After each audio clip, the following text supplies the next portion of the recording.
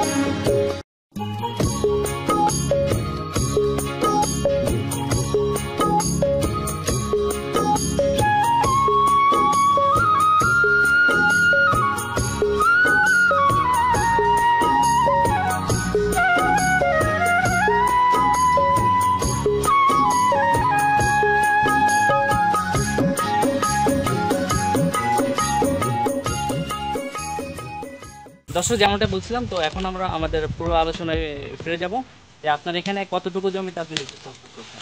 এতগুলো জমিতে আচ্ছা, কতগুলো গাছ আছে আপনার এখানে? 50 থেকে 60। আচ্ছা, তো আমি এখানে দেখতে পাচ্ছি এখানে আপনার প্রায় মটর দানা আমার চলে এসছে ফলটা। তো কতদিনে এই পর্যন্ত আসলো? দীর্ঘ 20-25 দিন লেগে গেছে। 20-25 দিন লেগে গেল। আচ্ছা, এতক্ষণ পর্যন্ত আপনি সেচ দিয়েছেন কয়টা? দুইটা দেওয়া আছে আর একটা বর্ষার জন্য দেওয়া হয়নি। আচ্ছা, তো আর কতদিন পরে সেচ দেওয়া লাগবে এটা? আকাশের চাপ অনুযায়ী মনে করেন যে 2 দিনও 5 দিনও লাগতে পারে, 1 সপ্তাহ লাগতে পারে, আবার 7-8 দিন আবার নির্ভর করে। আচ্ছা, তো মেডিসিন তো কিছু দেওয়া লাগে, তো কি কি মেডিসিন দিচ্ছেন আপাতত? মেডিসিন এখন মনে করে যে ডাইজিনিয়াম কিন্তু একটা পাউডার আছে, ডিকি আছে, হরমোন জাতীয় এবং তেল আছে, আবার এর সাথে আপনার যে দুটা মনে করেন শক্ত করার জন্য আর একটা মনে করে যে তেল আছে, এটা দিতে আছে। আচ্ছা, তো আমি দেখতে পাচ্ছি এখন কিছু লিচু ঝরে যাচ্ছে, তো এই ঝরে যাওয়ার কারণটা কি? এই ঝরে যাওয়ার কারণটা সবগুলাই তো দাঁড়াবে না, এগুলো মনে করেন যে যেগুলো পুষ্টির অভাব সেগুলো মনে করে যে এগুলো করা যাবে, আর যেগুলো মনে করে যে পুষ্ট সেগুলো করা যাবে। তারপর আচ্ছা ট্রিটমেন্টের উপরে ওগুলো এখন টাকা আসবে। আচ্ছা, তারপর আমি দেখতে পাচ্ছি এখানে যে মাকড়টা লেগেছে, এই মাকড়টাকে এই সময় লাগে লাগে নাকি সারা বছর এটা? সারা বছরই লাগে, এই সময় বেশি লাগে, কারণ এই সময় গাছের মুকুল আছে তো, যার কারণে এগুলো বৃষ্টি লাগে, যার কারণে এই মুকুলগুলো। এই মাকড় নাশকের ক্ষেত্রে কি ইউজ করতে? মাকড় মাকড় নাশক হিসেবে এগুলো মনে করে যে আমরা ওই ফেনবেড আছে, তারপরে আপনার ওই যে সাইফার আছে, সাইফার মেশিন আছে, এইগুলো মনে করে ব্যবহার করা হয়। ছত্রাকনাশক যে মেডিসিনগুলো আছে। আচ্ছা, তো আপনার এই গাছের বয়স কত আপাতত? বয়স তাও 18-20 বছর হয়ে যাবে দীর্ঘ।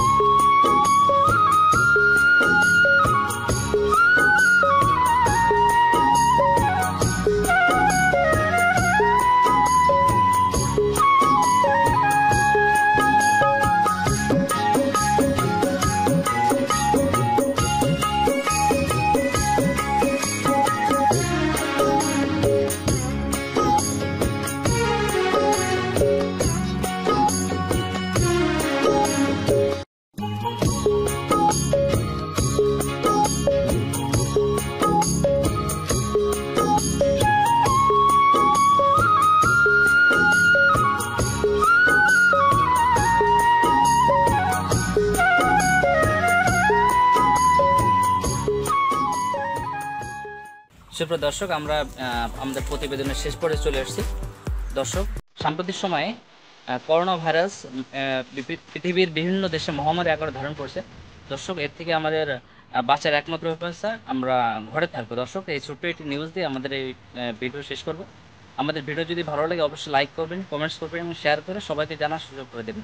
কৃষক ভাইরা যারা আমরা লিচু চাষ করি তাদের জন্য মনে করো সব থেকে খেয়াল করে মনে করো যে এগুলো ব্যবহার করতে হবে, সেগুলো হলো মনে করো যে গাছে এই যে লিচু মনে করো সর্বপ্রথম যখন গাছ হবে তারপর পরই মনে করো যে এই গাছ লিচু আসার আগে চেলা লাগে, এই চেলাগুলো পরিষ্কারভাবে মনে করো যে গাছকে পরিষ্কার করে দিয়ে তারপরে ডালগুলো মনে করো যে ব্যবহারের সময় গাছের মনে করো যে চেলা নিবারণ করার জন্য পুরো কেলেম অথবা ভিটটাকে মনে করো যে স্প্রে করতে হবে। তাহলে দর্শক আমরা এখানে দেখছি এই চেলা চেলা লেগেছিল, এই চেলার দাগ আমরা দেখতে পাচ্ছি দর্শক। এই চেলাটা লাগলে হবে কি আপনার কিছুদিন পরে ডালটা শুকায় যাবে এবং হালকা বাতাসে এটা ভেঙে যেতে পারে। দর্শক এই চেলা নিধনে যেমনটি বলছিলেন যে ভিত্তাকো আপনারা ইউজ করতে পারেন। আচ্ছা ভিত্তাকো বেরোলে কয় লিটার ইউজ করতে হবে? 18 লিটারে এক পাতা দিতে হবে, এক পাতায় 10 গ্রাম থাকে। আচ্ছা, দর্শক, ওটা দেওয়ার সময় আবার সিরিঞ্জ দিয়ে দিতে হবে, যার কারণ মনে করো যে খুব হিসাব করে করবে। 10 গ্রাম মনে করো যে 10 লিটারের হলে সব থেকে ভালো হবে। ওটা তো সিরিঞ্জ দিয়ে দিতে হবে, যার কারণে ওইভাবে মনে করো মানে ওটা ভালোভাবে দিতে হবে। সিরিঞ্জ দিয়ে দিতে হবে। সিরিঞ্জ দিয়ে দিতে হবে।